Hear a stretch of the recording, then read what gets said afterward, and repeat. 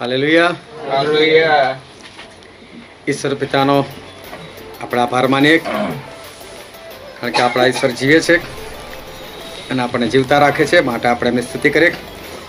આપણે એમના વચન તરફ જઈએ અને બાઇબલની અંદરથી નવા કરાર વિભાગમાં યોહાનનો પહેલો પત્ર,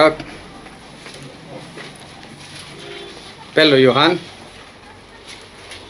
ત્યાં 4થો અધ્યાય, યોહાનનો પહેલો પત્ર ત્યાં 4થો અધ્યાય, અને આપણે એમાં જ છીએ તેની 7મી કલમથી લઈને તેની 21મી કલમ સુધી.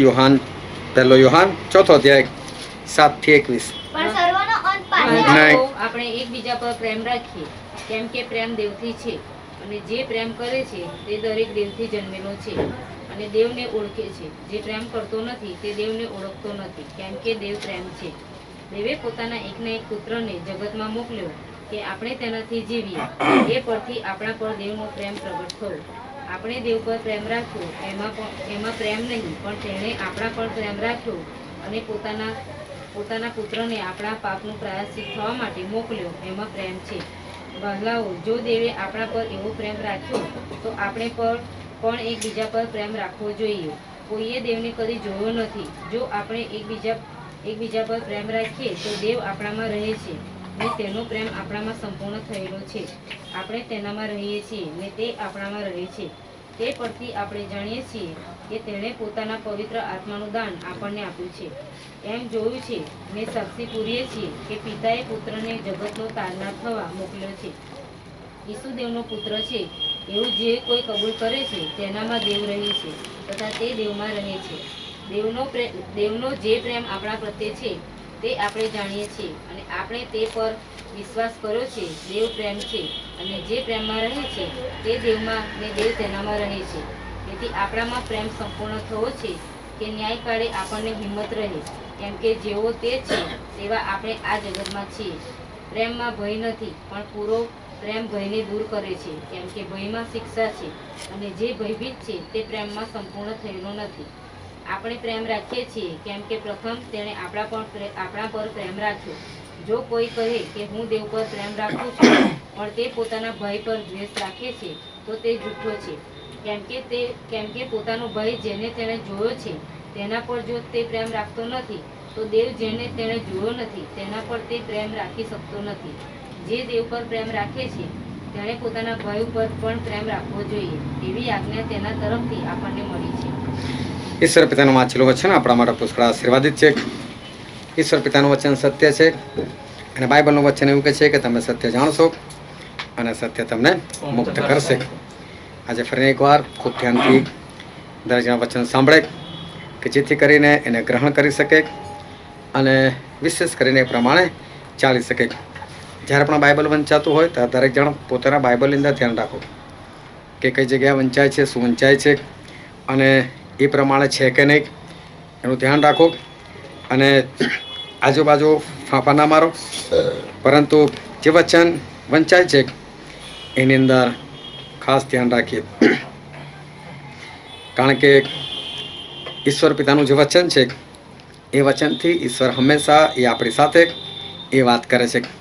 જ્યારે હું નવો વિશ્વાસમાં આવેલો હતો અને ત્યારે મેં ઘણા બધા ચમત્કારો પ્રાર્થના દ્વારા થતા એ મેં જોયા. કોઈક બીમાર હોય અને કોઈક એના માટે પ્રાર્થના કરે અને એને સાજાપણું મળે. કોઈકને પેટમાં દુખતું હોય, કોઈકને માથામાં દુખતું હોય અને એના માટે પ્રાર્થના થાય અને એ સાજું થઈ જાય. અને મને આ બધું જોઈને આશ્ચર્ય થાય કે આવું બધું મારાથી થતું હોય તો કેટલું સરસ લાગે કે લોકો પ્રાર્થના કરે છે અને કામ થઈ જાય છે. તો જો આવું બધું મારા દ્વારા થતું હોય, ઈશ્વર મારો ઉપયોગ કરતા હોય તો કેટલું સારું. અને એ સમયે ઈશ્વરે મને દર્શન આપ્યું અને એ દર્શન એવું કહેવા માગતું હતું કે ઈશ્વર મારો ગામડાઓની અંદર અને શહેરોની અંદર ઈશ્વર ઉપયોગ કરવા માગે છે અને જે લોકો પાપના બંધનમાં છે એવા લોકોને ઈશ્વર મારા દ્વારા મારો ઉપયોગ કરીને ઈશ્વર એ છોડાવવા માગે છે. અને ઈશ્વર એ દર્શન દ્વારા કહેવા માગતા હતા કે આ કામ થાય એના માટે ત્યારે જે ઈશ્વરીય સામર્થ્યની જરૂર છે, ઈશ્વરીય પરાક્રમની જરૂર છે, એને તું પ્રાપ્ત કર અને તું આ કાર્ય જે છે એ કાર્ય કર. અને ઈશ્વરનું કામ કરવાના માટે આપણને ખરેખર ઈશ્વરના સામર્થ્યની જરૂર છે.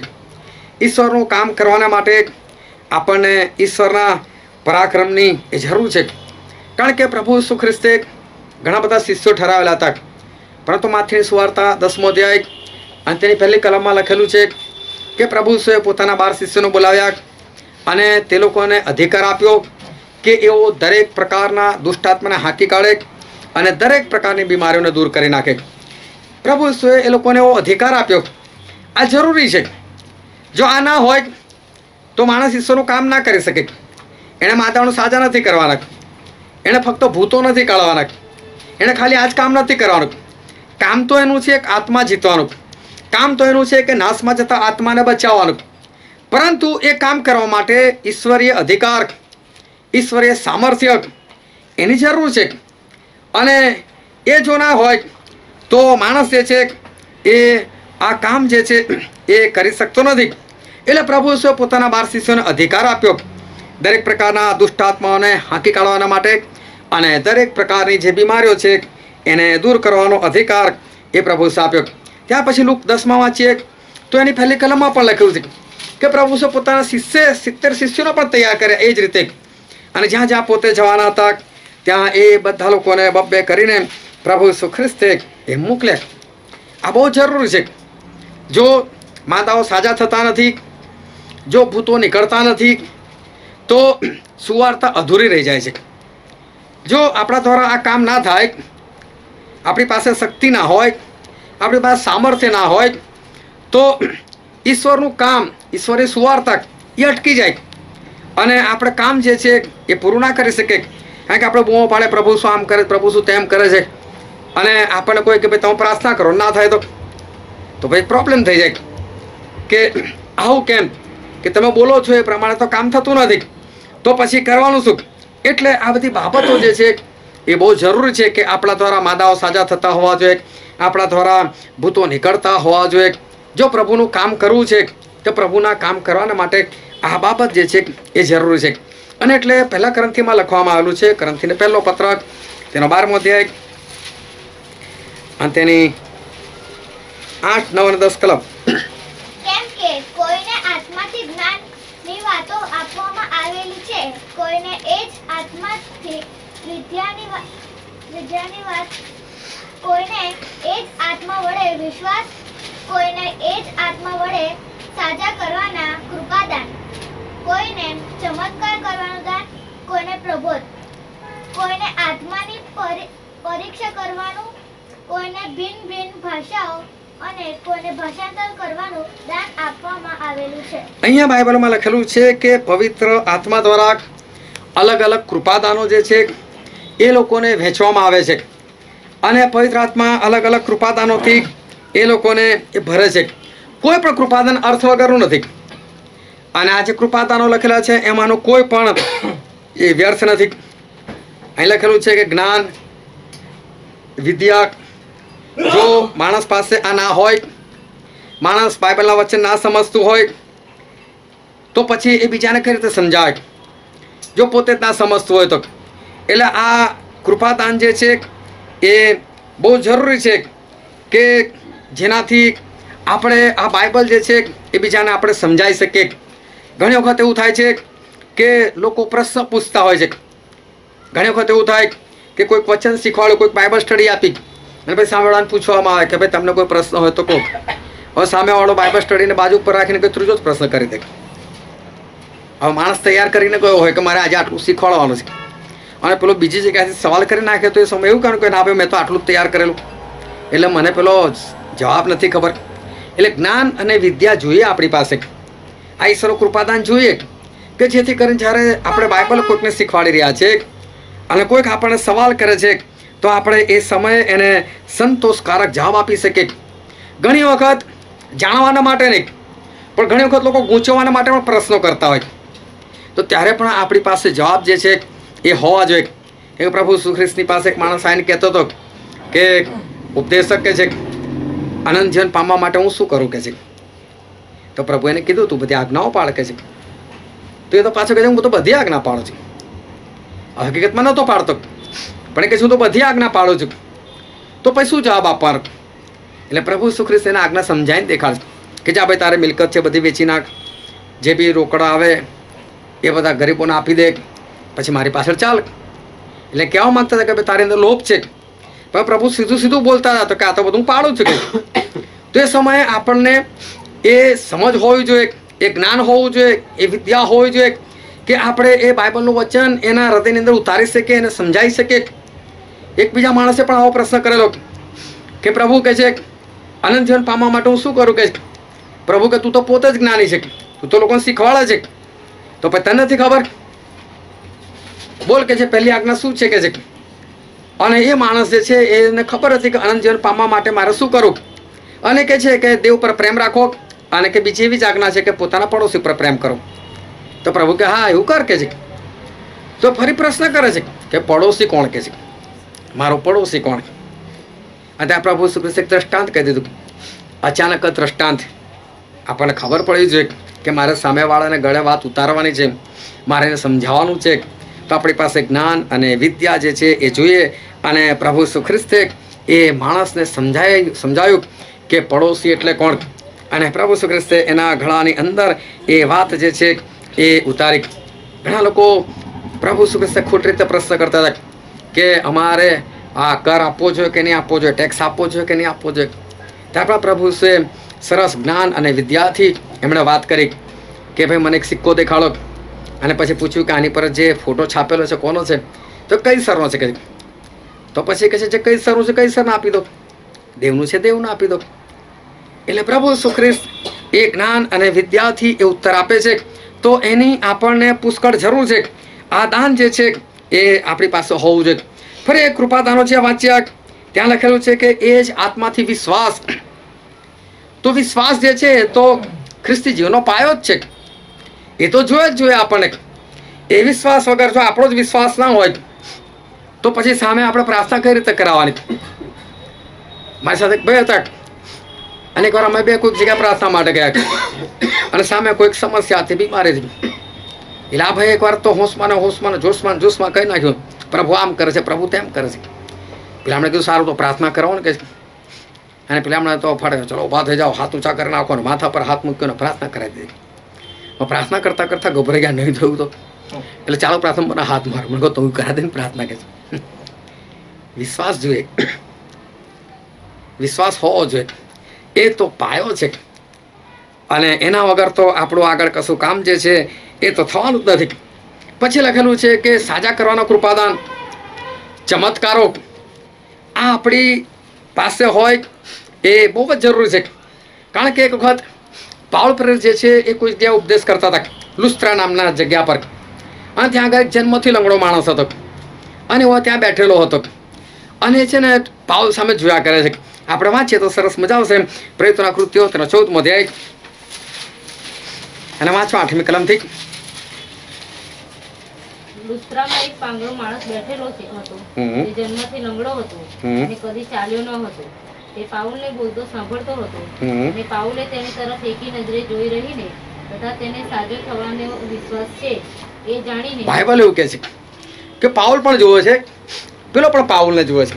હવે ધ્યાનથી સમજો, આપણે કદાચ પાઉલની જગ્યા પર છે અને પેલો માણસ જુએ છે, પાઉલને ખબર પડે કે આને સાજો થવાનો વિશ્વાસ છે, પણ એનામાં ના હોય તો ભાઈ તું તો જોવે છે પણ મારામાં જ નહીં તો પેલો ચૂપચાપ તેથી ઉપદેશ કરી ચાલ્યો જાય. પેલો તો બિચારો લંગડો જ રહી જાય. એટલે એને પ્રશ્ન થાય કે વાતો તો બહુ મોટી મોટી કરી, પ્રભુ શું આમ કરે છે ને પ્રભુ શું તેમ કરે છે, પણ મારું તો એવું ને એવું જ રહ્યું. તો પાઉલે શું કર્યું? વાંચવા આગળ. એ જાણીને મોટે સાદે કહ્યું કે તું પોતાના પગ પર સીધો ઊભો રહે. ત્યારે તે કૂદીને ઊભો થયો. બાઇબલનું વચન કહે છે તરત જ એ માણસ જે છે કૂદીને ઊભો થયો અને ચાલતો થઈ ગયો. આ જોઈએ આપણને જે આપણે સુવાર્તા આપે છે, જે આપણે ઈશ્વરનું વચન પ્રગટ કરીએ છીએ, તો એના માટે આ બધી બાબતો જે છે, આ બધા કૃપાદાનો જે છે એની આપણને પુષ્કળ જરૂર છે.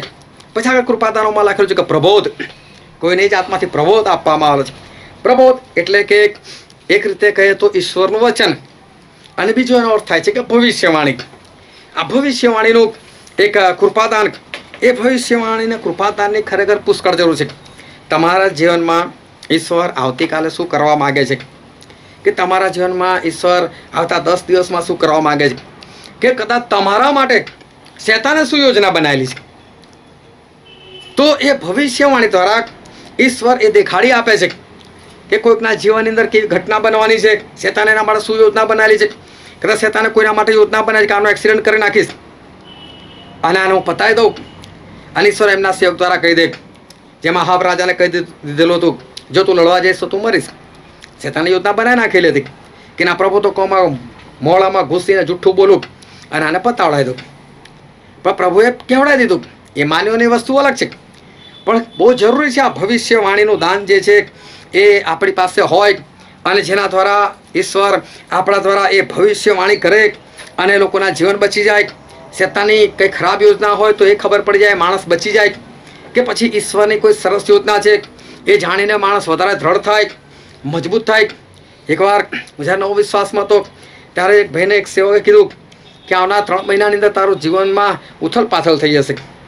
અને ખરેખર 3 મહિનામાં એના જીવનમાં એવું થઈ ગયું, એનો ભયંકર એક્સિડન્ટ થઈ ગયેલો. તો આ બહુ જરૂરી છે કે એક ભવિષ્યવાણીનું દાન હોય, એ પ્રબોધવાણી હોય, અને જેના દ્વારા ઈશ્વરની યોજના કે પછી શેતાનની કોઈ યોજના હોય જે આપણું ખરાબ કરવા ચાહતો હોય એ ઈશ્વર આપણને બતાવી દે અને આપણે બચી જઈએ. એ બહુ જ એ જરૂરી છે. પછી આગળ બીજું કૃપાદાન લખેલું છે, આત્માઓની પરીક્ષા કરવાનું દાન. આ પણ બહુ જરૂરી કૃપાદાન છે. કોઈ દાન એવું નથી કે જે વ્યર્થ છે કે નાનું છે કે મોટું છે, પરંતુ આપણને આની પુષ્કળ જરૂર છે આપણને. તો અહીંયા જે લખેલું છે કે આત્માઓની પરીક્ષા. આત્માઓની પરીક્ષા એટલે કે ઘણી વખત બાઇબલ લઈને જ પણ દુષ્ટાત્માઓ આવતા હોય, ખ્રિસ્ત વિરોધીના આત્માઓ આવતા હોય, ખરાબ આત્માઓ આવતા હોય, અને એ લોકો આવીને એ માણસને એ ભમાઈ જતા હોય. આપણે ત્યાં જુઓ પેલા માતા પરમેશ્વરીવાળા, હવે એને જોઈને આપણને ખબર પડી જોઈએ એ શું બોલી રહ્યા છે, શું શીખવાડી રહ્યા છે. એ આત્માની ફરક કરવાનું દાન હોવું જોઈએ. યહોવાના સાક્ષીઓ એ આવીને ગમે તે શીખવાડી જાય તો આપણી પાસે આત્મા પારખવાનું એ દાન જે છે એ હોવું જોઈએ, કે જેથી કરીને આપણે એવા લોકોના ભરમાવામાં ના આવી શકીએ, અને જો કોઈ એવા ભરમાવાની અંદર છે તો આપણે એને બહાર કાઢી શકીએ. અને માટે આ બધી બાબતો જે છે, આ કૃપાદાનો જે છે એ બહુ જરૂરી છે. પછીનું કૃપાદાન છે કે અન્ય ભાષા. અન્ય ભાષા બી પુષ્કળ જરૂરી છે આપણને. અન્ય ભાષા એટલે એ કોઈ સ્વર્ગની ભાષા નથી.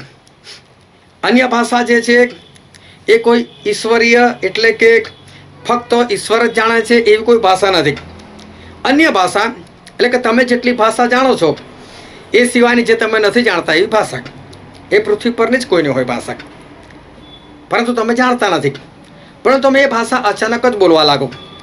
પરંતુ એ બહુ જરૂરી છે, કારણ કે 1 કોરિન્થીમાં એવું લખેલું છે, 1 કોરિન્થી 14મો અધ્યાય 22 કલમ, કેમ કે જે કોઈ અન્ય ભાષા બોલે છે એ માણસની સાથે નહીં પણ દેવની સાથે બોલે છે. બાઇબલ કહે છે કે જે કોઈ અન્ય ભાષા બોલે છે તે માણસની સાથે નહીં પરંતુ તે દેવની સાથે બોલે છે. પછી કેમ કે કોઈ તેનું બોલવું સમજતું નથી પણ આત્મામાં તે મર્મો બોલે છે. આત્મામાં તે તો મર્મ બોલે છે, એ ભેદની વાત બોલે છે.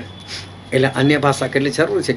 પછી આગળ, પણ જે પ્રબોધ કરે છે તે માણસોની ઉન્નતિ કરવા તથા સુબોધ અને દિલાસો આપવા સારું બોલે છે. બાઇબલનું વચન કહે છે કે જ્યારે માણસ અન્ય ભાષા બોલે છે ત્યારે દેવની સાથે બોલે છે, જ્યારે અન્ય ભાષા બોલે છે ત્યારે એ મર્મ બોલે છે.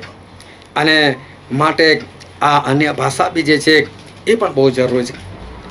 સાથે જે છેલ્લું કૃપાદાન લખેલું છે એ છે કે ભાષાંતર, અનુવાદ કરવાનું કૃપાદાન. એ પણ બહુ જરૂરી છે. કદાચ આપણી મધ્ય કોઈ એવો આવી જાય કે જેવી ભાષા બોલે છે કે જે આપણને ખબર જ નથી. કદાચ એંગાળી કોઈ તમિલ બોલનાર આવી જાય અને તમિલમાં બહુ સારો ઉપદેશ કરીને જતો રહે તો આપણે શું કરવાનું? આપણે તો હસીને છૂટું પડવાનું કે ભાઈ આ શું બોલે કે શું ખબર જ નથી. ભલે બહુ સારું ને આત્માથી જ બોલે, એવા સમયે ભાષાંતર હોવું જોઈએ આપણી પાસે. ભાષાંતરનું દાન હોવું જોઈએ. ભાષાંતર એટલે એવું નથી કે તમે એ ભાષા જાણીને જ બોલો છો. હું એવા લોકોને ઓળખું છું કે જે લોકો ઇંગ્લિશ બોલી નથી શકતા, વાતચીત નથી કરી શકતા, પરંતુ જો એની સામે ગમે તો ગોરો બી આવી જાય ને, ભાષાંતર કરવાનું કે તેનું સામ બોલીને બિલકુલ ભાષાંતર કરી શકશે, એ થઈ શકશે એવું. તો આ એક કૃપાદાન છે. અને આની પણ માણસને જરૂર છે કે જ્યારે કોઈ કે એવું આવે અન્ય ભાષાવાળું કે જે ભાષા આપણે જાણતા નથી, એ ભાષામાં આપણને કંઈક કહેવા માગે છે, તો એવા સમયે કોઈક હોય કે જેની પાસે આ ભાષાંતર હોય તો એ બહુ જ એ જરૂરી છે કે જેનાથી આપણા માટે એ કયા શબ્દો હતા એ આપણે આપણી ભાષામાં સમજી શકીએ. આના માટે આ દરેક કૃપાદાનો જે છે એ દરેક કૃપાદાનો એ બહુ જ ઉપયોગી છે. આમાંનું કોઈ વ્યર્થ નથી. આ દરેક કૃપાદાનો જોઈએ. અને ઈશ્વરનું કામ કરવાના માટે આ કૃપાદાન જે છે એ 100% આપણને જરૂર છે. તમે આ કૃપાદાનો વગર તમે સેવા કાર્ય જે છે એ સેવા કાર્ય કરી નથી શકતા.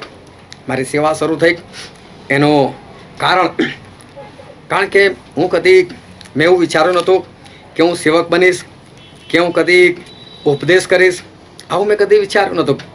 મને તો મારો ધંધો જ વાલો હતો અને હું તો એ જ કરવા માગતો હતો. પરંતુ મારી સેવા શરૂ થઈ ગઈ. એનું કારણ એ હતું કે એક સેવક હતા અને હું પણ તેમની સંગતમાં બેસતો હતો અને ઈશ્વર એમનો ઘણો ઉપયોગ કરતા હતા. અને એ સમયે ઈશ્વરે મારો પણ ઉપયોગ કરવાની શરૂઆત કરેલી હતી. પણ એ સેવકની ખાસિયત એ હતી કે કોઈ પણ હોય એના ઘરે નહીં જવાનું, કોઈને પણ જરૂર હોય તો ત્યાં પ્રાર્થના માટે નહીં જવાનું. જેને જરૂર હોય મારા ઘરે આવે પ્રાર્થના માટે, હું ના જાઉં કોઈના માટે. ત્યારે મને એવું લાગે કોઈ બિચારું પથારી વસો તો જવાનું નહીં. અને એવા સમય હું ત્યાં આગળ જ્યારે સાક્ષીનો સમય હું સાક્ષી આપું કે ભાઈ મેં ફલાણાના માટે પ્રાર્થના કરીને તાવ દૂર થયો કે મેલેરિયા દૂર થયો, એટલે ત્યાં જે આવતા હતા એ લોકોને ખબર પડવા લાગે કે ઈશ્વર આનો બી ઉપયોગ કરે છે. તો જ્યારે એવી પરિસ્થિતિ હોય ને કે જ્યારે કોઈ સેવક પાસે ના જઈ શકે, આ સેવક તો જવાના નથી ત્યાં, ત્યારે મને કહ્યું સ્ટાઈલી ભાઈ જાઓ ને તમે, એટલે ઈશ્વર ત્યાં મારો ઉપયોગ કરે. હવે એમના સગામાં કશું હોય એટલે પછી લોકો કહે સ્ટાઈલી ભાઈ તમે આ જગ્યા પર જશો ને. અને આ રીતે એક સેવા કાર્ય જે છે એ સેવા કાર્ય એ ધીરે ધીરે એ શરૂ થઈ ગયું અને સર એ રીતે ઉપયોગ કરવા લાગ્યો. પરંતુ ખરેખર કોઈ પથારીવશ હોય, કોઈ બિચારું ના ઊભું થઈ શકતું હોય તો એક સેવકે ત્યાં જવાની જરૂર છે. પણ જો કે પબ્લિક બી છે ને એવી જ હોય છે. પબ્લિક પણ વિચિત્ર હોય છે. સેવક હોય ને તો સેવકને ઘરે બોલાવશો ફોન કે આવો ને ઘરે પ્રાર્થના માટે, પણ ડૉક્ટરને નહીં બોલાવે, એનો ચાર્જ લાગે ને, એને ફી આપે ને ઘરની ફી પાછી વધારાની હોય. એટલે એ ડૉક્ટરને બોલાવતા ગભરાય અને ત્યાં શું કરે સ્પેશિયલ રિક્ષા બોલાયેલા હશે, કાં તો પછી કોઈકની ગાડી હશે તો ગાડી માગી લેશે, કાં તો કોઈકને રિક્વેસ્ટ કરશે ચલો ને ભાઈ મારી સાથે આને લઈ જવાનું છે, આ તો સેવાનું કરે છે એટલે બીજા બી તૈયાર થઈ જાય અને એને હોસ્પિટલ લઈ જાય. પણ એવી રીતે જો સેવકને ત્યાં પ્રાર્થના કરાવે ને તો ભૂલથી બી ના જાય. ખબર સેવક જ છે ને એટલે આવશે જ ને કહી જશે. એટલે સેવકને તો સામેથી ફોન કરીને કહી દે. અને બાય ચાન્સ સેવક જો ના બી પાડે તો બી સંભળાય કેમ બાઇબલમાં લખ્યું નહીં, તમે ઈશ્વર તેડ્યા હતા તમે જતા નહીં, આવું થોડું ચાલે. એટલે ડૉક્ટર પાસે સામે ચાલીને જાય. હવે સેવક બિચારો જાય, પ્રાર્થના કરી, ગમે તે બીમારી હતી, બીમારી દૂર બી થઈ ગઈ, એટલે ખુશ થઈ જશે. મને ખુશ થઈને 100 રૂપિયા આપી દેશે. લે ભાઈ 250 રૂપિયા તો પેલો પેટ્રોલ બાળીને ગયો હોય અને એને 100 રૂપિયા આપી દે. એ જ વ્યક્તિ ડૉક્ટરને 1000 રૂપિયા આપી દે. બહુ સારો ડૉક્ટર મળેલો, 50,000માં જ પતી ગયું. એના વખાણ કરશે. એટલે ઘણી વખત પછી સેવક આમ તેમ થઈ જાય, પણ સેવકે ધ્યાન રાખવું જોઈએ કે ભાઈ પથારી વસશે તો આપણે જવું જોઈએ. પબ્લિક ભલે ગમે તેવી હોય, પરંતુ મારે તો જવું જોઈએ. અને મને જે ઈશ્વરે કૃપાદાન આપેલું છે એનો મારે ઉપયોગ જે છે એ કરવો જોઈએ. તમે જો ઘણા બધા સેવકો છે કે જે લોકોને ઈશ્વરે બહુ સરસ જ્ઞાન આપેલું છે, જે લોકોને ઈશ્વરે બહુ સરસ વિદ્યા આપેલી છે, બાઇબલના બહુ સરસ એ લોકો ખુલાસા કરી શકે છે. ઘણા બધા લોકોએ તો ખુલાસા કરીને પોતાની ચોપડીઓ બહાર પાડેલી છે, પરંતુ એના પૈસા રાખેલા છે. ઘણા લોકો જે છે જે લોકોનો ઈશ્વરે સરસ જ્ઞાન આપેલું છે, બુદ્ધિ આપેલી છે, જો આ સેવકને તમે બોલાવવા માગતા હોય તો એ લોકોને તમારે પહેલાં પૂછવું પડે કે ભાઈ તમે આવશો તો કેટલા પૈસા લેશો, તમારી ફી કેટલી છે. કેટલાય સેવકો આવે છે તો તમારે પૈસા આપીને તમારી સીટ લેવાની, પાછી એડવર્ટાઇઝ પણ કરે વહેલા તે પહેલાં ધોરણમાં લેવામાં આવશે, 500 સીટ છે એટલે 501મો વ્યક્તિ નહીં લેવામાં આવે, એટલે જલ્દીથી તમારું રજિસ્ટ્રેશન કરાવી દો. 3 દિવસના ફક્ત 1000 રૂપિયા, 3 દિવસના 1000 રૂપિયા, 500 જણની સીટ. હવે ગણતરી મારી દો, 5 લાખ રૂપિયા કમાઈ લેવાય. કેમ? આ લોકોને ઈશ્વરે આપેલું છે અને છતાં એ લોકો આ રીતે પોતાની કિંમત જે છે એ કિંમત એ લોકો લગાવે છે.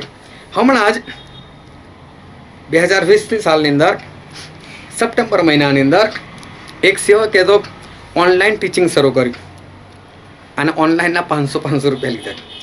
હવે પેલો બિચારો પોતાનું નેટ ખર્ચીને જોવાનો છે અને તોય ઓનલાઈન જોવાના માટે પાછા 500 રૂપિયા એમને આપવાના.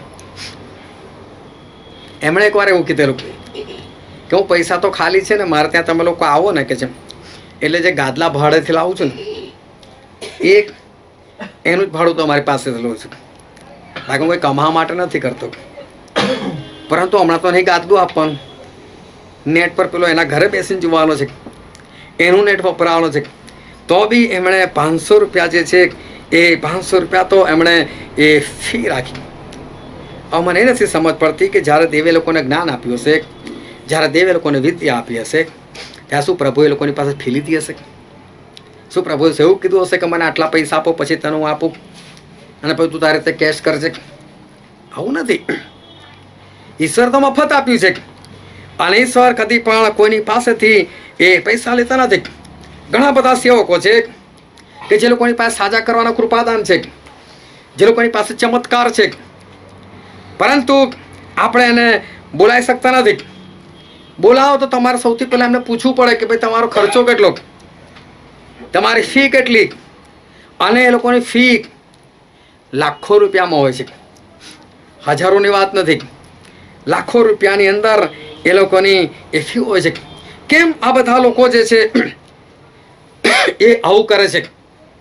કેમ આવી રીતે લોકો પોતાનું જ્ઞાન કે ઈશ્વરે આપેલા કૃપાદાન એને એ લોકો પૈસામાં એ લોકો કેમ કેશ કરે છે? કેમ એ લોકો પૈસા એના દ્વારા એ લોકો એ કમાય છે? પ્રભુ ઈસુમાં દરેક પ્રકારના કૃપાદાનો હતા. પ્રભુ ઈસુની પાસે કોઈ 1-2 કૃપાદાન નહીં, પણ દરેક કૃપાદાનથી પ્રભુ ઈસુ ખ્રિસ્ત જે છે એ ભરેલા હતા. છતાં પ્રભુ ઈસુ ખ્રિસ્તે શું કરેલું? પ્રભુ ઈસુ ખ્રિસ્તે એવું કંઈ જ કામ નહોતું કર્યું, પરંતુ એમણે શું કીધું? આપણે વાંચીએ માથી લખેલી સુવાર્તા 10મો અધ્યાય તેની 8મી કલમ. બાધાઓને સાજા કરો, પરિસ્થિતિને શુદ્ધ કરો, મૂળાને ઉઠાડો, ભૂતને કાઢો, તમે મફત પામ્યા, મફત આપો. પ્રભુ ઈસુ તો આવું કીધું, તમે મફત પામ્યા છો, તમે મફત આપો. પ્રભુ ઈસુએ બહુ સ્પષ્ટ કીધેલું કે તમે મફત પામ્યા છો, તમે મફત આપો. એકવાર હું હતો, મારી સાથે એક પાસ્ટર સાહેબ હતા અને એક જણા ઘરે અમે લોકો ગયેલા હતા અને પ્રાર્થના માટે ગયેલા હતા. પ્રે રિક્વેસ્ટ હતી કે એમની છોકરી હતી, એના વિશે એમણે પ્રાર્થના કરાવી કે આ છોકરી જે છે ને એને પોલીસમાં ચાન્સ લાગી જાય ને એવી તો પ્રાર્થના કરાવો ને. બધું થઈ ગયેલું હતું, એ ફિટનેસમાં પાસ થઈ ગયેલી હતી અને પરીક્ષામાં પાસ થઈ ગયેલી હતી, બસ ખાલી છેલ્લું જ બાકી હતું કંઈ પ્રોસેસ. અને પાસ્ટર સાહેબને કીધું કે ભાઈ તમે હમણાં આપણે પ્રાર્થના કરો કે નોકરી મળી જાય. એટલે કીધું કે પ્રાર્થના તો કરાવો પણ પહેલો પગાર આખો આપી દઈશ કે છે? પેલા કે સાહેબ 1 નહીં 2 પગાર આપી દઈશું કે છે. એમને કામની પ્રાર્થના થતું હોય તો 2 પગાર કંઈ ખોટા નથી. એમને તો કે પેલા લાંચા આપવા તો આના આપી દે, કદાચ આ ઉપર સુધી પહોંચાડી દે અને કદાચ મારું કામ થઈ જાય. ભાઈ પ્રાર્થના કરી, ફરી પાછું યાદ દેવડાવ્યું, ભાઈ 2 પગાર આપવાના છે. હા હા ચોક્કસ, ભૂલી તો નહીં આવતા કે ના ના નહીં ભૂલું કે ના ના તો ખાલી મજાક કરતો શકે છે. હવે શાની મજાક? આટલું બધું તમે ખાતરી કરો છો અને હવે શાની મજાક? માણસોને ઈશ્વરે એવું કીધું કે તમે મફત પામ્યા છો, તમે મફત આપો. એક ભાઈ હતા અને એમના 15 કરોડ કોઈ જગ્યાએ સલવાઈ ગયેલા હતા. હવે પૈસા આવતા નતા. તેમણે કોઈક સેવકને પ્રાર્થના માટે બોલાય તો સેવકે કીધું જો ભાઈ હું પ્રાર્થના કરાવું પણ એમાંથી 3 કરોડ મારા. પેલો કહે છે કે 3 કરોડ? હા કે વાંધો નહીં, હું તમને આપી દઈશ 3 કરોડ. આ દશાંશ તો ખરું, આ તો અલગથી કે દશાંશ અલગથી, એ 1.5 કરોડ પાછું દશાંશ. હવે થયું શું કે એના 10 દિવસ પછી મારે જવાનું થયું એ જ બહેન થઈ. એટલે એમણે મને પણ કીધું, મને કે મારે ત્યાં એક સેવક આવેલા, એમણે મને આવું કીધું. એમણે 3 કરોડ માગ્યા. સાહેબ દશાંશ માગું તો આપવા તૈયાર થઈ ગયો કે છે 4.5 કરોડ, એમાં શું છે, ઈશ્વરના કામ માટે વપરાય. તો એમ તમને બી જે જરૂર છે હા તમને આપી દેવાના મારા પૈસા, તમે ખાલી પ્રાર્થના કરો. પહેલાં મને કહું કે તમે નોકરી શું કરતા હતા? એટલે એમણે નોકરી મને કીધી. મેં કહું આમાં તમારો પગાર કેટલો હતો? તો આટલો પગાર હતો. હું તમે લગ્ન કર્યા છે કે નથી કર્યા? મેં કર્યા. મને કે કર્યા છે. બાળકો છે કે છે? મેં કહું તો તમારી પાસે 15 કરોડ ભૂલથી બી ના આવે.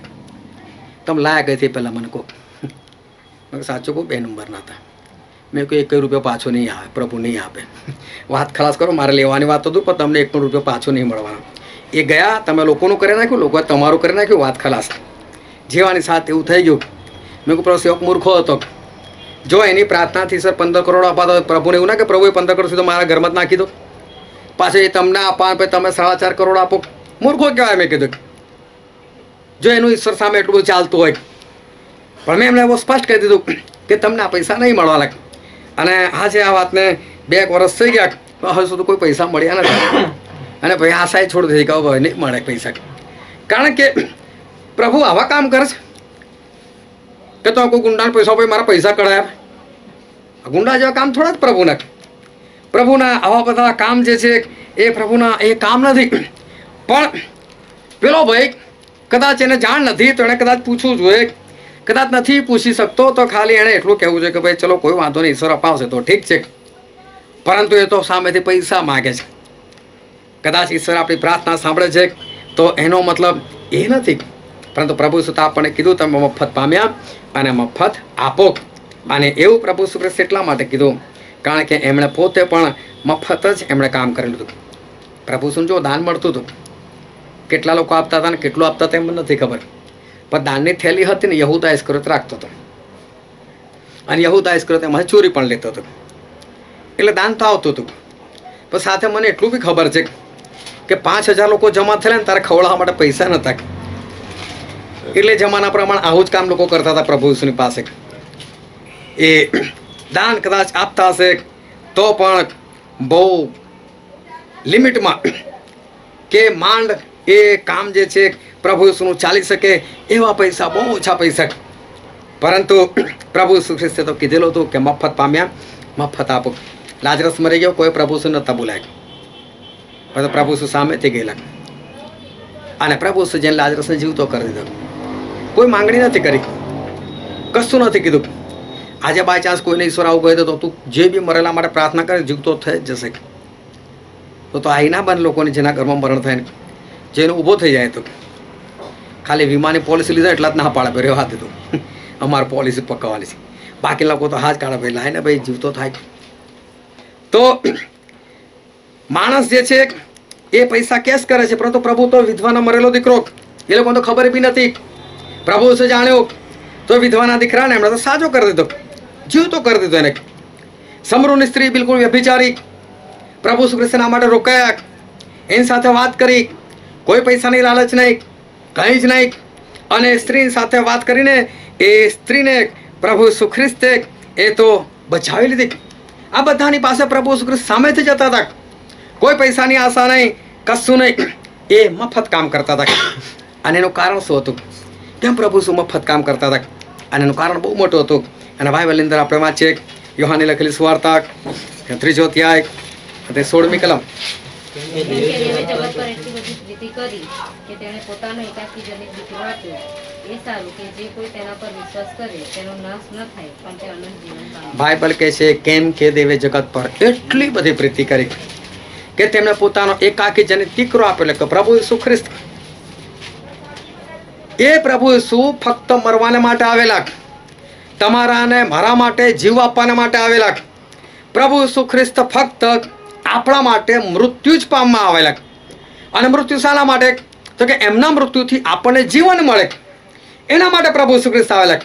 હવે જે આપણી પરના પ્રેમના લીધે જે જીવ આપી શકે એ કઈ વસ્તુની આશા રાખે? એ કોઈ વસ્તુની આપણી પાસે આશા ના રાખી શકે. જે આપણા માટે જીવ આપી દે એટલે સમજી લો કે વાત ખલાસ. જીવ સૌથી મોટી વસ્તુ છે. અને એ જો કોઈ આપવા માટે તૈયાર હોય તો સમજી લેવાનું કે હવે એ માણસની અંદર કોઈ પણ પ્રકારનો લોભ લાલચ જે છે એ નથી. ક્યારે પ્રભુ ઈસુ ખ્રિસ્ત જીવ આપી શકે? જો એમને પ્રેમ છે તો જ. પ્રેમ વગર કોઈના માટે જીવ આપવો એ અશક્ય છે. અને ઈશ્વર આપણને પ્રેમ કરતા હતા માટે એ પ્રભુ ઈસુ ખ્રિસ્ત આપણા માટે જીવ આપવાના માટે એ આવેલા હતા. અને જે આપણા માટે જીવ આપી દે એટલે છેલ્લી વસ્તુ છે. હવે એમને આપણી પાસેથી કશી પણ જરૂર નથી. જો તમે કોઈ પણ કામ કરો છો અને કામના બદલામાં તમને કોઈ પણ વળતર મળી રહ્યું છે અને વળતર ફિક્સ છે, મળવાનું જ છે, તો સમજી લેવાનું કે તમારી નોકરી છે, એ તમારી સેવા નથી. તમને જેમાં વળતર મળે છે એ તમારી મજૂરી છે, એ તમારી નોકરી છે. પરંતુ જેમાં તમને કંઈ જ મળતું નથી એને કહેવાય સેવા. કે તમે કોઈ જગ્યાએ જાઓ છો તો એના બદલામાં શું મળશે, કેટલું મળશે એની કંઈ જ ખાતરી નથી. મળી બી શકે છે, નથી બી મળી શકતું. એને કહેવાય કે સેવા. અને છતાં માણસ એ કરતો હોય તો એ સેવા છે. બાકીનો બધો ધંધો છે. અને સેવા એ જ માણસ કરી શકે કે જેની અંદર એ પ્રેમ હોય. બાકી પ્રેમ વગર સેવા જે છે એ ભૂલથી પણ ના થઈ શકે. અને પ્રભુને પ્રેમ હતો માટે પ્રભુએ કીધું, આપણે વાંચીએ માર્કની લખેલી સુવાર્તા 10મો અધ્યાય 45મી કલમ 45. કેમ કે માણસનો દીકરો સેવા કરાવવું. કરાવવાની નહીં પણ સેવા કરવાને અને ઘણાની ખંડણીને સારું પોતાને જીવ આપવાને આવ્યો છે. શું લખેલું છે? માણસનો દીકરો એટલે પ્રભુ ઈસુ ખ્રિસ્ત સેવા કરાવવા નહીં, કરવા આવ્યા છે. પ્રભુ ઈસુ ખ્રિસ્ત કોઈની પાસે સેવા નથી લીધી, સેવા કરી છે એમણે. પ્રભુ ઈસુ ખ્રિસ્તે કદી નથી કીધું કે મારા હાથ દુખે ચલ પિત્તર મારા હાથ દબાય, મારા પગ દબાય. પરંતુ પ્રભુ ઈસુ ખ્રિસ્તે હંમેશા એ સેવા કરી છે. અને સેવા કરવા માટે પ્રેમ જે છે એ જરૂરી છે. પ્રેમ ના હોય ને તો કોઈ પણ માણસ એ સેવા જે છે એ કરી શકતો નથી. એટલે પ્રભુ ઈસુ ખ્રિસ્તે પોતાના શિષ્યોને પણ કીધું. આપણે વાંચીએ યોહાનની લખેલી સુવાર્તા 15મો અધ્યાય તેની 12મી કલમ. મારી આજ્ઞાઓ એ છે કે જેમ મેં તમારા પર પ્રેમ રાખ્યો છે તેમ તમે એકબીજા પર પ્રેમ રાખો. શું કહે છે? તમે એકબીજા પર પ્રેમ રાખો.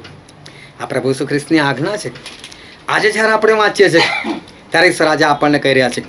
શું કહે છે? તમે એકબીજા પર પ્રેમ રાખો. ફરી આગળ વાંચો ને 17મી કલમ. તમે એકબીજા પર પ્રેમ રાખો. ફરી લખેલું તમે એકબીજા પર પ્રેમ રાખો.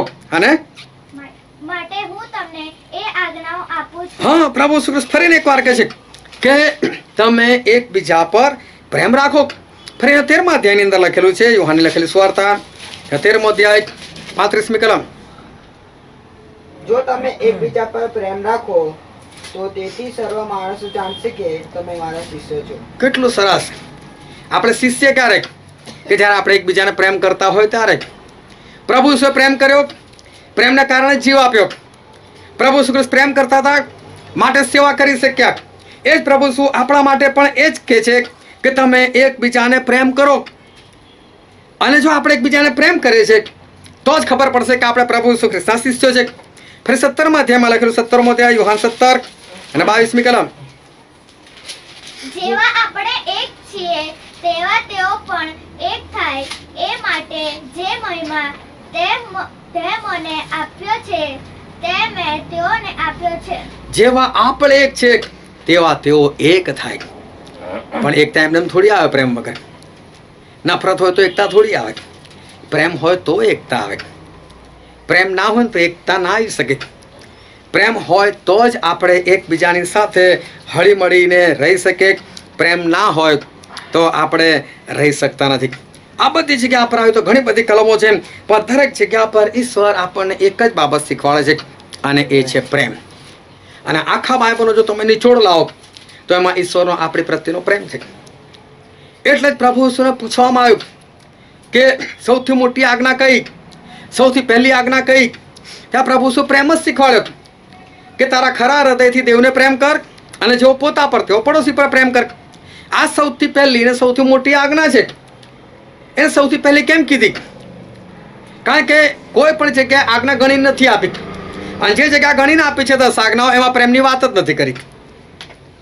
અને છતાં ઈશ્વર આ આજ્ઞાને એટલે કે એકબીજાને પ્રેમ કરો, તમારા પડોશી પર પ્રેમ કરો, એના દ્વારા ઈશ્વરે કહેવા માંગે છે કે એ જ સૌથી પહેલી અને સૌથી મોટી આજ્ઞા છે. એટલે 10 આજ્ઞાઓ કરતાં પણ મોટી આજ્ઞા, 10 આજ્ઞાઓ કરતાં પણ પહેલી આજ્ઞા એ આપણા માટે એ છે કે તમે એકબીજાને એ પ્રેમ કરો. અને જે વચન આજે આપણે વાંચેલું હતું યોહાનનો પહેલો પત્ર 4થો અધ્યાય 7મી કલમથી લઈને છેક સુધી આપણે વાંચ્યું, અને ત્યાં પણ તમે જુઓ તો વારંવાર પ્રભુ પ્રેમ પ્રેમ પ્રેમ પ્રેમ એ પ્રેમ શબ્દ જે છે એ વારે ઘડી વાપરે છે. અને આપણે વાંચીએ તેની 7મી જ કલમ, વાલાઓ આપણે એકબીજા પર પ્રેમ રાખીએ, વાલા આપણે એકબીજા પર પ્રેમ રાખીએ કેમ કે પ્રેમ દેવથી છે. કેમ કે પ્રેમ દેવથી છે. 8મી કલમ, જે પ્રેમ કરતો નથી તે દેવને ઓળખતો નથી, હા, જે પ્રેમ નથી કરતો દેવને ઓળખતો નથી, કેમ કે દેવ પ્રેમ છે. કેમ કે દેવ તો પ્રેમ છે. અહીં લખેલું છે કે આપણે એકબીજાને પ્રેમ કરીએ કે છે, પ્રેમ દેવથી છે. જે પ્રેમ કરતો નથી એ તો દેવને ઓળખતો પણ નથી. ફરીને 11મી કલમ, વાલાઓ જો દેવે આપણા પર પ્રેમ રાખ્યો હમ. તો આપણે એકબીજા પર પણ પ્રેમ રાખીએ. ફરી લખેલું છે આપણે પણ એકબીજા પર પ્રેમ રાખીએ કે આપણે પણ એકબીજાની ઉપર પ્રેમ રાખવો જોઈએ. ફરી 16મી કલમ, દેવનો જે પ્રેમ આપણા પ્રત્યે છે હમ. તે આપણે જાણીએ છીએ અને આપણે તે પર વિશ્વાસ કર્યો છે.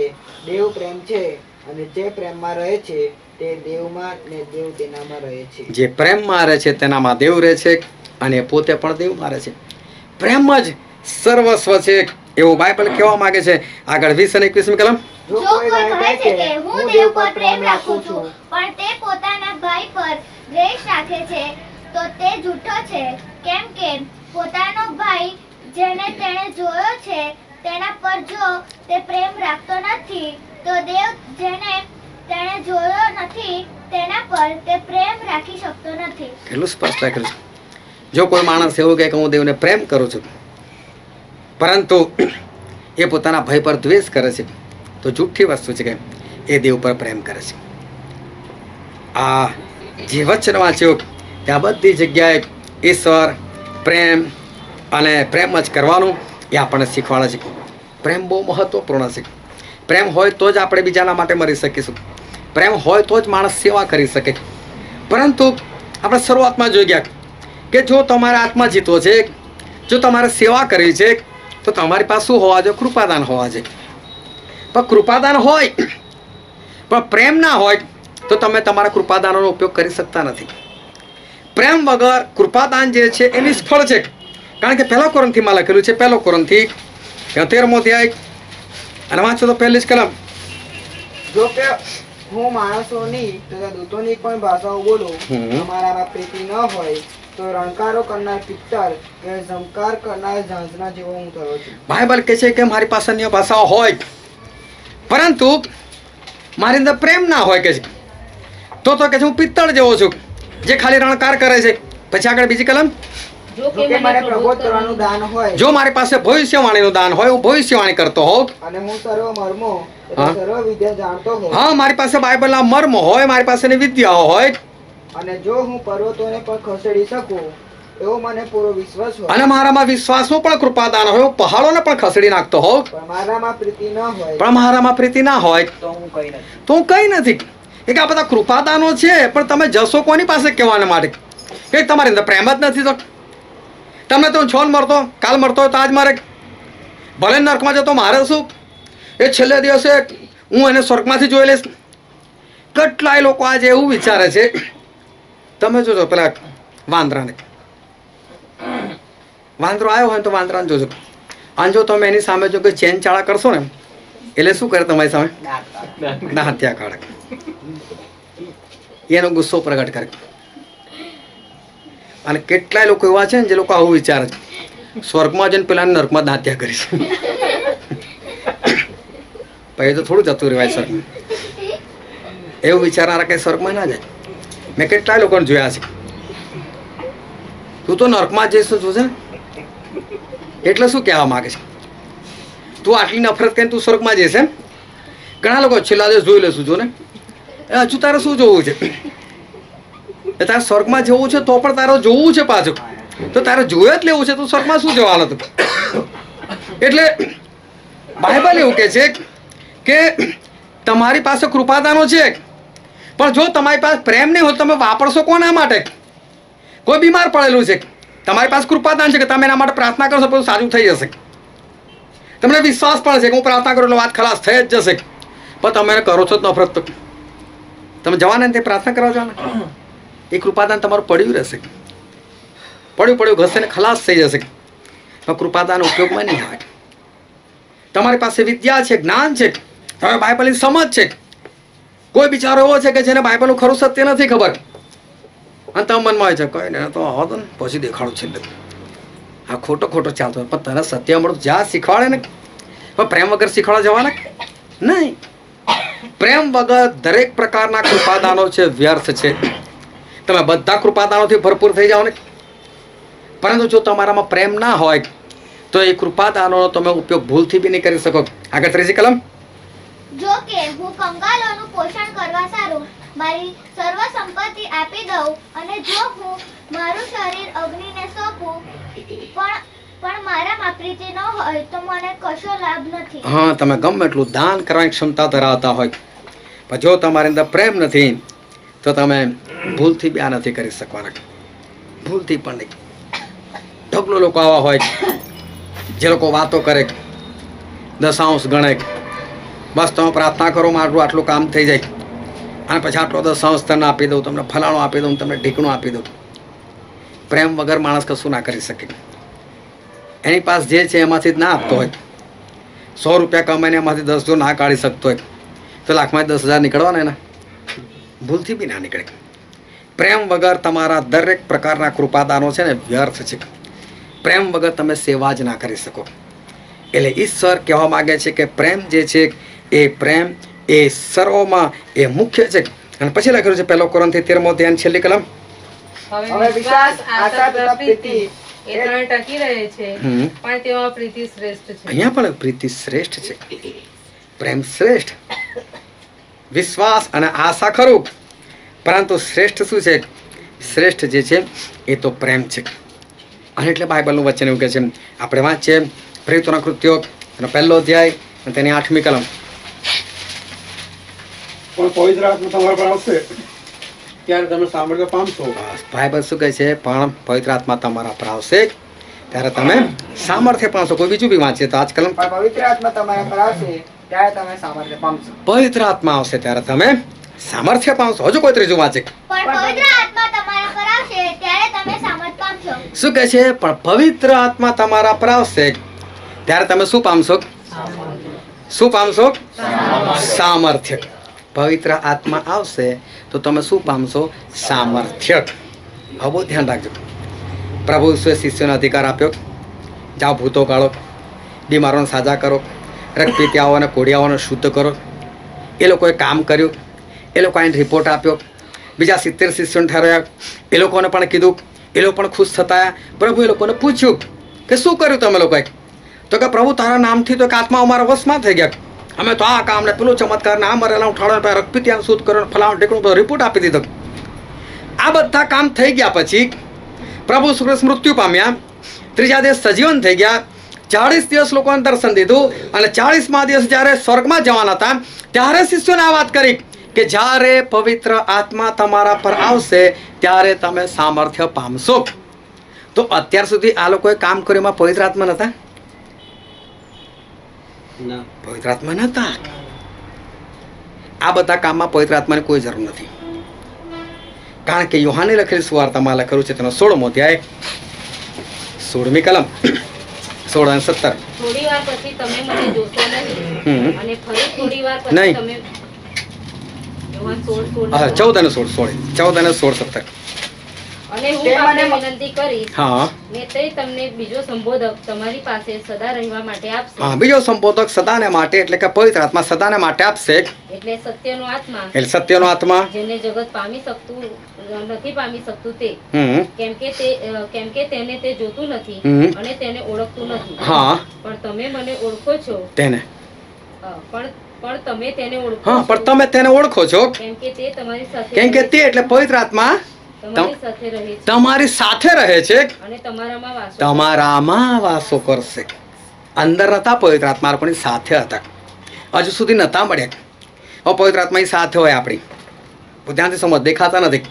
સમજો મારી જોડે પવિત્ર આત્મા ઉભા રહેલા છે, સામે બીમાર વ્યક્તિ છે, હું કહું છું પ્રભુ આને સાજાપણું આપો, એટલે પવિત્ર આત્મા અહીંયા ટચ કરીને હટી જાય, પેલું સાજું થઈ જાય.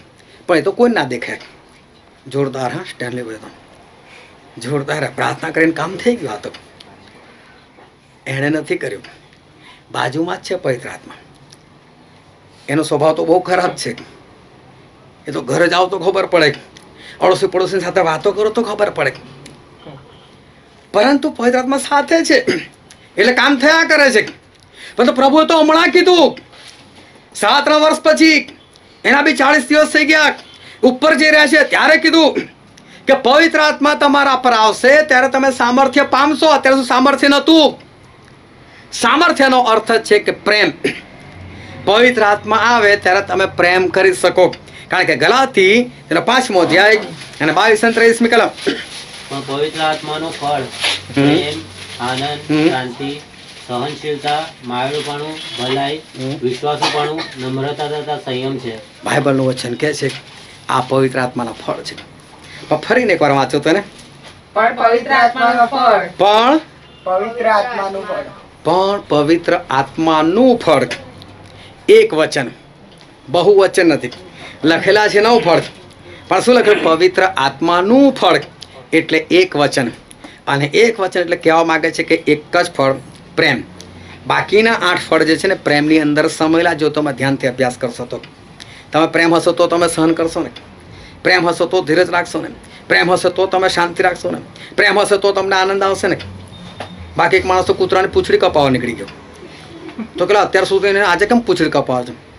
તો કે મારી સાસુ આયરે છે ને મારે સહેજ બી નથી લગાડવું કે એને જોઈને કોઈ ખુશ થાય છે.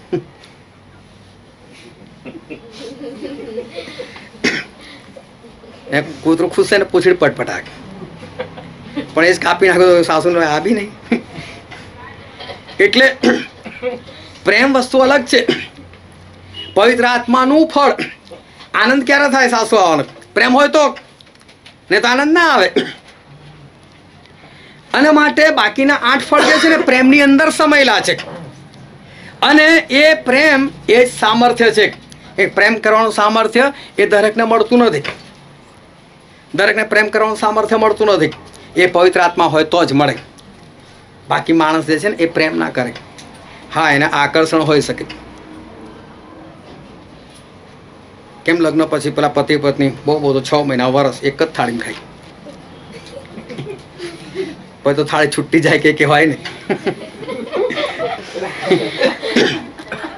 એટલે એ તો આકર્ષણ હતું થોડુંક. 10 મિનિટ વાત કરીમાં પ્રેમ થઈ જાય.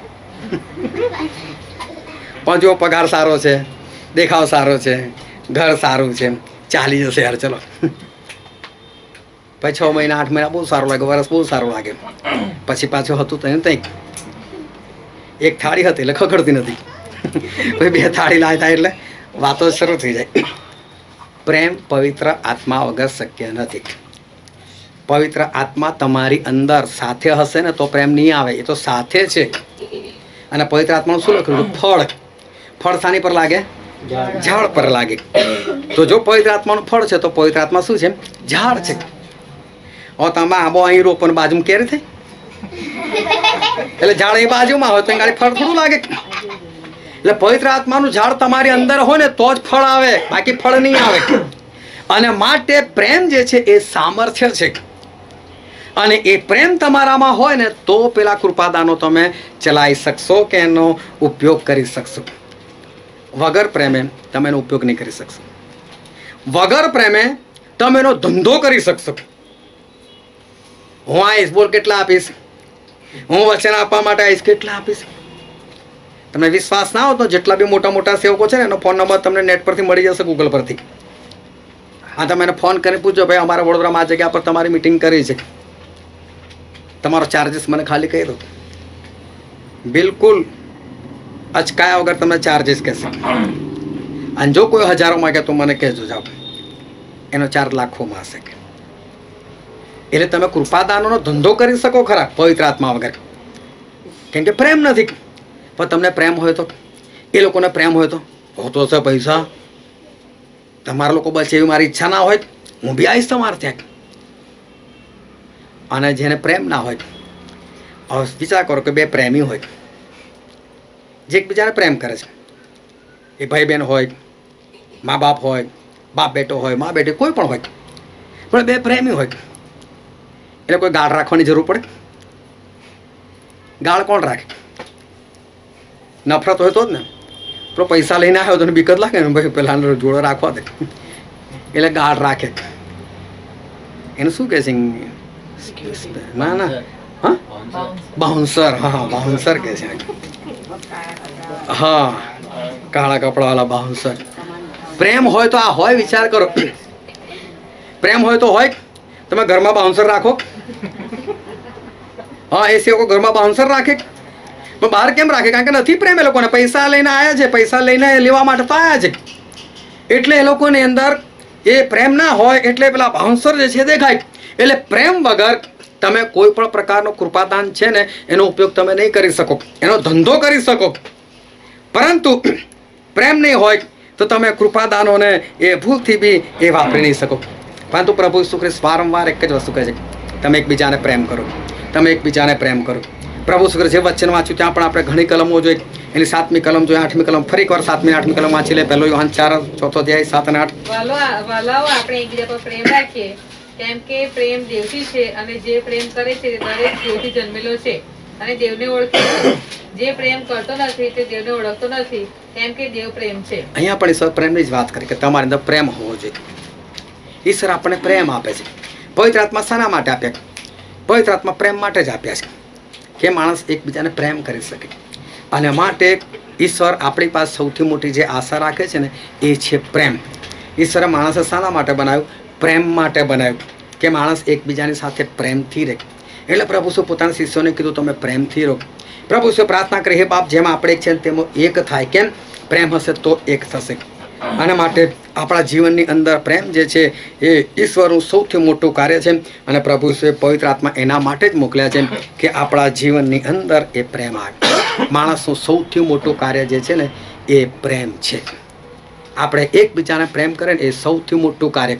તમે પ્રાર્થના નહીં કરો ને ચાલશે, તમે બાઇબલ નહીં વાંચો ને ચાલશે, પણ જે દૈવીય પ્રેમ છે ને તમે એકબીજાને કરશો ને તો બધું અંદર આવી ગયું. કારણ કે આખા બાઇબલનો નિચોડ જ છે કે પ્રેમ કરો બસ. અને માટે જ્યારે તમે ભૂલ વગરનો દૈવીય પ્રેમ, આગાપે પ્રેમ એ જ્યારે તમારા જીવનમાં હોય તો તમને પ્રાર્થનાની જરૂર નથી, તમને બાઇબલની જરૂર નથી, તમને કશાની જરૂર નથી. એ પ્રેમને માટે જ ઈશ્વરે આપણને આ પૃથ્વીની ઉપર મોકલેલા છે. એટલે તો પ્રભુએ કીધું તમારા સતાવનારાનો આશીર્વાદ આપો કે છે, તમારા દુશ્મનને તમે પ્રેમ કરો. કેટલું બધું પ્રેમ ઈશ્વર લાગ્યો, પ્રેમ પ્રેમ. ઈશ્વર આપણને એક જ બાબત કહે છે કે પ્રેમ. આ જુઓ, બધા ટચ મોબાઈલ વાપરે છે, જેને સ્માર્ટ મોબાઈલ કહેવામાં આવે છે. એની અંદર જો બેંકની એપ્લિકેશન આવી ગઈ, તમારા પૈસા કોઈને આપવા છે, કોઈની પાસેથી લેવા છે, તો કદાચ પેટ્રોલ ભરાવા ગયા, ખિસ્સામાં પૈસા નથી પણ મોબાઈલ છે તો બસ મોબાઈલ કાઢો, એનાથી તમે ડાયરેક્ટ તમારા બેંકમાંથી પૈસા કપાઈ શકો છો. તમે મોબાઈલ કાઢો, તમારે ટ્રેનની ટિકિટ બુક કરાવી છે તમે બુક કરાવી શકો છો, તમારે બસની ટિકિટ બુક કરાવી તમે બુક કરાવી શકો છો, તમારો ગેસનો બાટલો તમારે મંગાવો છો તો કંઈ નહીં, તમારો મોબાઈલ લો, એની એપ્લિકેશન ખોલો, તમે ગેસનો બાટલો બુક કરાવી દો. તમારે વીજળીનું બિલ ભરવું છે, તમે મોબાઈલ લો, તમે કરી નાખો, તમે બિલ ભરી દો. તમારા ફોટા પાડવા છે, તમારો મોબાઈલ કાઢો, તમે ફોટા પાડો. તમારે કોઈ જગ્યાએ વિડીયો ઉતારવો છે, તમારો મોબાઈલ ખોલો, તમે વિડીયો ઉતારો. કેટલું બધું મોબાઈલની અંદર છે, ઢગલો આઈટમ. અને બની શકે તમારા મોબાઈલની કેપેસિટી ના હોવાને કારણે તમે બીજું કદાચ અંદર ના નાખી શકતા હોય. બાકી એટલી બધી વસ્તુઓ પડેલી છે કે જે તમે મોબાઈલ દ્વારા તમે એનો ઉપયોગમાં લઈ શકો છો. પણ એ મોબાઈલ બનાવ્યો શાના માટે? વાત કરવા માટે. તમારા મોબાઈલમાં બધી એપ્લિકેશન ચાલતી હોય, પણ એ ખાલી એકબીજા સાથે વાતો ના કરો, તમારો મોબાઈલ કામનો ખરો. ત્યાં તમે પૈસા બી ટ્રાન્સફર કરી શું આવી ગયેલા, એટલે એના માટે મોબાઈલ તો જોઈશે ને, વાત તો કરવા જોઈશે ને. મેઇન મોબાઈલનો ઉપયોગ જે છે ને એ વાત કરવા માટે છે. એને તમે એકબીજા સાથે વાત કરો ને એના માટે આ મોબાઈલ જે છે એ બનાવેલો છે. ઈશ્વરે માણસને બનાવેલો છે ને એ કોઈને સાજા કરવા માટે નહીં, અન્ય ભાષા બોલવાના માટે નહીં, એ ભાષાંતર કરવાના માટે નહીં, ઉપદેશ કરવાના માટે નહીં, ઈશ્વરે સૌથી મોટું કાર્ય જે માણસને આપેલું છે એ તો છે પ્રેમ. તું પ્રેમ કર લા ભાઈ. અને પ્રેમ હોય તો આનંદ હોય, પ્રેમ હોય તો શાંતિ હોય. કઈ એને બ્લડ પ્રેશરની બીમારી આવવાની છે? કયું એને ડાયાબિટીસ થવાનો છે? એને કયા ડોક્ટરની જરૂર પડવાની છે? એને કયા સાજાપણાને કૃપાદાનની જરૂર છે? એ પ્રેમ છે તો એ દેવમાં છે, દેવ એનામાં છે. એને કઈ અન્ય ભાષામાં મર્મ ખોલવાની જરૂર છે ને ભેદ ખોલવાની જરૂર છે? પ્રેમ સૌથી મુખ્ય વસ્તુ છે ને ઈશ્વરે તમને ને મને આ પૃથ્વી પર ફક્ત પ્રેમ માટે જ મોકલેલા છે. પરંતુ અફસોસ કે માણસ આ બધું છોડીને બીજી બધી વાતો કરે છે. મારી પાસે તો આ કૃપાદાન છે, મારી પાસે પેલું છે. પ્રેમ છે ભાઈ?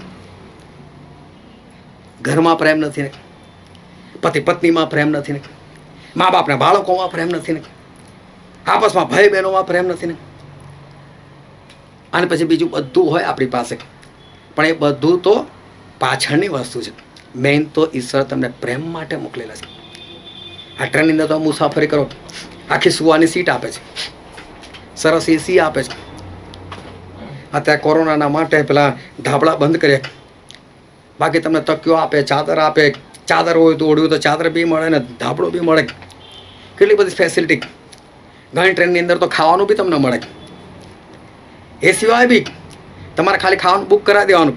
તમને એવું લાગે કે હું બપોરે 1 વાગે દિલ્હી પહોંચીશ તો મને ભૂખ લાગશે, બુક કરાવી દો. દિલ્હીમાં તમારી સીટ પર તમને આવીને ખાવાનું આપી જાય. એટલી બધી ફેસિલિટી છે. પણ ટ્રેન તમારો સ્ટેશન છોડીને આગળ જ ના જાય તો આ બાકીની ફેસિલિટી કોઈ કામ નહીં. ટ્રેનનું ખરેખર કામ શું છે? એક જગ્યા આપણે તમને બીજી જગ્યા પર પહોંચાડવા. એસી નહીં હોય તો તમને ચાલી જશે, ખાવાનું નહીં મળે ને ચાલી જશે, ચા નહીં હોય ને ચાલી જશે, પણ તમારે બીજી જગ્યાએ પહોંચવું એ જરૂર છે, એ એનું કામ છે. એમ આપણા માણસનું જે ખરું કામ છે ને એકબીજાને પ્રેમ કરવાનું. આપણી અંદર એકતા હોય પ્રેમથી, એ ખરું ઈશ્વરનું કામ છે. હવે એ છોડીને મને આમ થાય હું તો આ કરી શકું છું, હું પેલું કરી શકું, મારી પાસે આ કૃપાતા ને પેલા કૃપાતા, કોઈ કામના નહીં પ્રેમ વગર. પ્રેમ વગર બધું વ્યર્થ છે. પ્રેમ વગર તમે એનો ધંધો કરી શકશો, બાકી તમે એનો ઉપયોગમાં નહીં લાવી શકો. અને માટે ઈશ્વર આજે આપણને કહેવા માગે છે કે ઈશ્વર તમારી પાસે ને મારી પાસે જે માગે છે એ છે ફક્ત પ્રેમ. કોણ છે, કઈ જાતનો છે, નવો છે, જૂનો છે, કઈ જગ્યાએ રહે છે, એ બધું વિચાર છોડીને ઈશ્વરનું બાળક છે સમજીને એને પ્રેમ કરો. બાઇબલ કહે છે કે તમારો ભય જેને તમે જુઓ છે છતાં પ્રેમ નથી કરી શકતો, તો તું આકાશમાંના બાપને હું પ્રેમ કરવાનો જેને તે જોયો નથી. અને માટે સૌથી મહત્વની વસ્તુ છે એ છે તમારા અને મારા જીવનમાં પ્રેમ. એના માટે જ ઈશ્વર આપણને પૃથ્વી પર મોકલે છે કે આપણે એકબીજાને પ્રેમ કરીને એ છોડીને બે બાકીની જે ફાલતુ વસ્તુઓ છે એ જરૂરી છે, પરંતુ પ્રેમ વગર બધી ફાલતુ છે, એ બધી વ્યર્થ છે. અને માટે પ્રેમ હશે તો જ આપણે સ્વર્ગમાં જઈ શકીશું. અને માટે આપણે ખરેખર પ્રેમ કરનાર છે. આવા આપણે આંખોને બંધ કરી આપણા મસ્તકો એ જીવતા દેવની હજુરમાં નમાય કે જે આપણા અદ્ભુત સનાતન અને પવિત્ર ઈશ્વર છે, જે આપણી મધ્ય છે. વાલાઓ, પ્રેમ એ દેવથી છે. તમે એકબીજાને પ્રેમ કરો એવું દેવનું વચન છે, દેવની આજ્ઞા છે. આ સમય છે કે આપણે આપણી જાતને તપાસીએ. આ સમય છે કે આપણા આત્માને, આપણા અંતઃકરણ, આપણા હૃદયને આપણે સવાલ કરીએ કે શું હું દરેકને પ્રેમ કરું છું? શું મારી અંદર પવિત્ર આત્માનું સામર્થ્ય પ્રેમ છે? જો વાલાઓ પ્રેમ નથી તો તમે એ નરકની ઊંડી ખાઈના દરવાજા પર ઉભા રહેલા છે. ગમે ત્યારે ખવાનું છૂકું આવશે, તમે અંદર નાશ પામશો. તમારી પાસે ગમે તેટલા કૃપાદાનો હોય, પ્રેમ વગેરે બધા વ્યર્થ છે, તમે એનો ઉપયોગ નહીં કરી શકો. અને માટે પ્રેમ એ સૌથી મહત્વની વસ્તુ છે. ઈશ્વર તમને પ્રેમ કરવાના માટે મોકલ્યા છે. તમારું ખરું કાર્ય પ્રેમ કરવાનું છે. અને માટે એકબીજાને પ્રેમ કરો, એકતામાં રહો, કે જેથી કરીને આકાશ રાજ્યના વારસદાર થાવ. આ વચન સમજવા માટે, ગ્રહણ કરવા માટે, એ પ્રમાણે ચાલવાના માટે પ્રભુ ઈસુ ખ્રિસ્તની કૃપા આપણા દરેક પર થાવ. Thank you Jesus.